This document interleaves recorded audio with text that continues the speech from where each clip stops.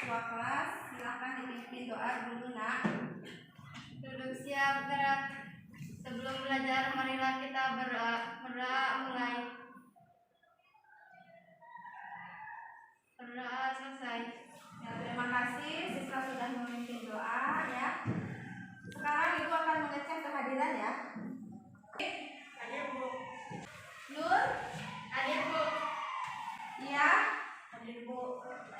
Hasri, Hadir Bu. kalau mau izin ataupun misalkan sakit, tetap harus ngasih surat ke sekolah, ngasih kabar ya.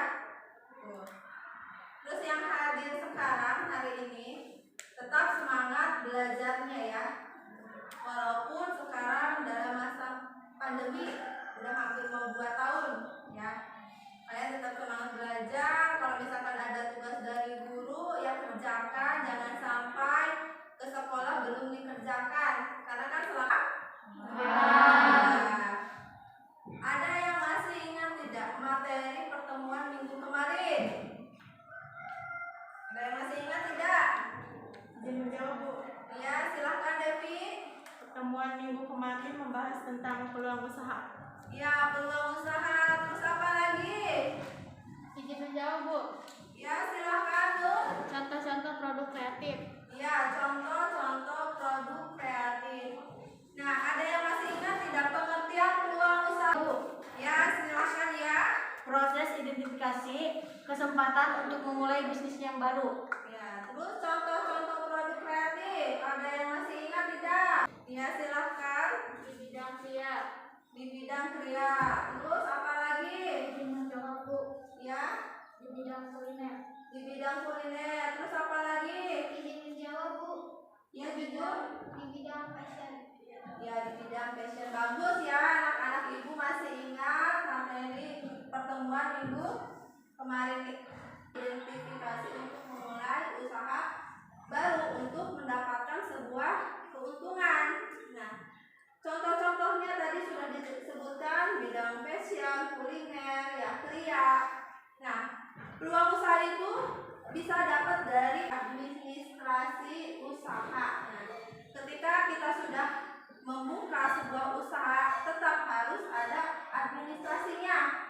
Ya, dasar 3.3 yaitu pencapaian kompetensi, yaitu menjelaskan pengertian administrasi usaha, menjelaskan ciri-ciri dan prinsip dokumen administrasi usaha, mengidentifikasi pembuatan dokumen dan menentukan dokumen administrasi usaha. Pembelajarannya kalian bisa baca ya sendiri. Tetap konsepnya, yaitu fungsi dan unsur-unsur administrasi, dokumen administrasi surat untuk usaha, dokumen administrasi laporan untuk usaha, jenis-jenis laporan usaha, dan dokumen administrasi formulir usaha. Ibu sudah mencantumkan link ya, coba kalian buka, dan juga ibu sudah share di grup kalian. Coba buka HP-nya, buka grupnya, coba amati sama kalian. Buka HP-nya, buka grupnya, tinggal klik saja. Siska, Imelda, mana? Surat keterangan usaha yang dikeluarkan dari desa. Surat keterangan usaha yang dikeluarkan dari desa. Nah, SHU itu isinya apa saja sih? Coba ada yang tahu tidak? Tadi kan sudah diamati. Pembuatan surat dan keterangan domisili. Ya, identitas, keterangan ya, keterangan yang membuat surat dan domisili. Jadi kalau apa sih? Pernah mendengar tidak kata administrasi? Ayo yang bisa jawab nanti diberi coklat. Ya, silakan nanti. Administrasi adalah proses pengelolaan perusahaan atau organisasi guna menjaga kestabilan serta perkembangannya. Ya, proses pengelolaan dan menjaga kestabilan ya. Terus siapa lagi yang mau menjawab? Pengertian titik. Suatu kegiatan catat mencatat, surat menyurat, pembukuan,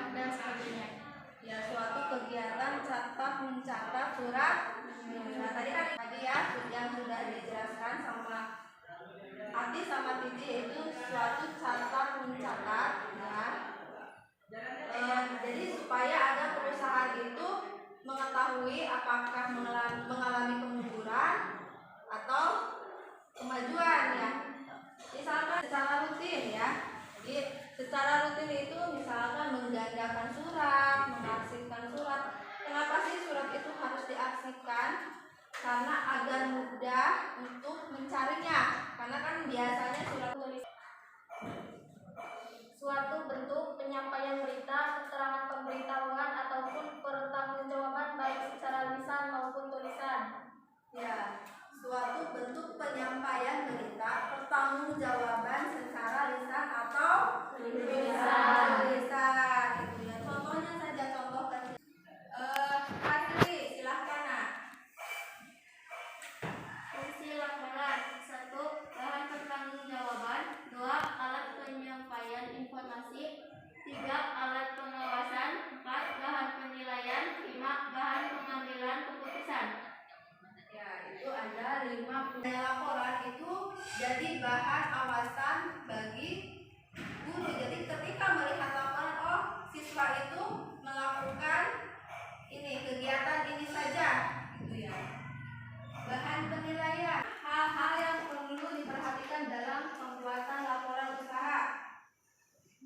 Coba, laporan harus menampilkan berkas-berkas yang berkaitan seperti nota ya, dan laporan harus disampaikan kepada orang lain yang dalam tujuan yang tepat. Yang ketujuh, waktu. Laporan itu kan berdasarkan waktu, misalkan dibuat secara harian, mingguan, ya, bulanan, tahunan, ataupun dibuat jika dibutuhkan saja berdasarkan bentuk. Nah, laporan sampai di sini ada yang ditanyakan tidak? Ya, pertanyaannya bagus ya dari Fitri, yaitu kenapa sebuah usaha itu harus membuat surat izin usaha? Ada yang mau menjawab? Karena surat izin usaha yang menyatakan legalitas usaha itu sangat penting untuk dimiliki oleh setiap orang yang akan mendirikan usaha. Surat izin usaha menunjukkan bahwa usaha tersebut tidak fiktif. Ya, gimana Fitri dengan jawaban? Penugasan buatlah laporan usaha ya. Alur pembuatan laporan usahanya yaitu latar belakang pemasangan kelompok 3 atau sampai 4 orang per kelompok ya. Menyiapkan kertas untuk menuliskan hasil pembuatan. Yang keempat, presentasikan hasil pembuatan laporan usaha. Yang kelima, minta. Waalaikumsalam warahmatullahi wabarakatuh. Siap. Di sini kami dari kelompok 1 akan Bismillahirrahmanirrahim. Baiklah teman-teman, untuk memulai acara, kami akan memperkenalkan diri terlebih dahulu. Presentasi kepada Titi Purniasari yang dilakukan Tentang laporan hasil usaha kedai bakso juara. Yang pertama, latar belakang, yaitu kegiatan kewirausahaan dengan membentang sekolah SMA N1 Jawa Tengah. Harganya, yang pertama, bakso daging sapi halus yaitu 10.000 per porsi. Yang kedua, bakso urat sapi, harganya 12.000 per porsi. Yang ketiga, bakso dengan bumbu kuah, harganya beda Rp750.000. Nah, beri tepuk tangan untuk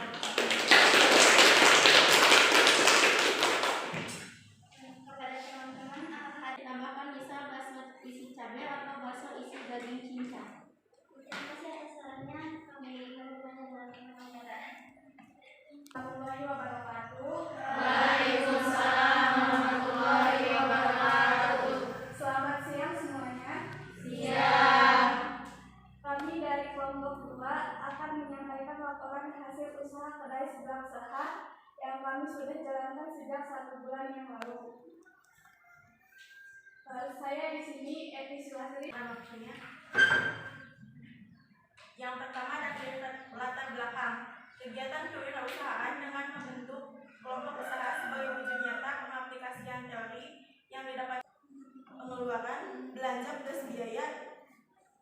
2.300.000. Pada bulan pertama kedai seblak sudah mendapatkan keuntungan sebesar 242.400.000.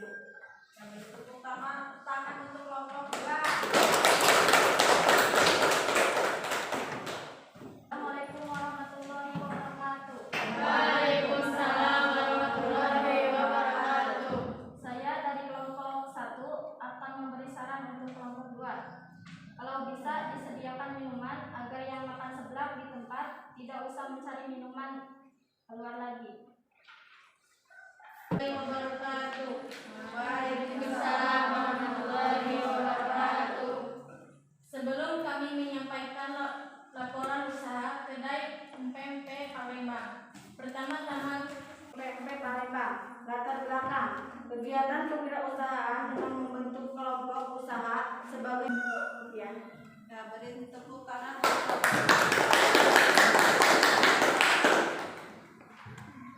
Silakan moderator. Warahmatullahi wabarakatuh. Waalaikumsalam warahmatullahi wabarakatuh. Saya perwakilan dari kelompok 2 ingin memberi saran kepada kelompok 3. Untuk promosi bisa menggunakan media sosial Facebook atau delivery. Nah, itu ya saran dari itu sangat penting karena itu kan sebuah pertanggungjawaban. Tadi kan kalian juga mengetahui perencanaan tempatnya, kan, terus harga per porsinya itu berapa, terus kan hasil akhirnya itu laba yang diuntungkan per bulannya itu berapa.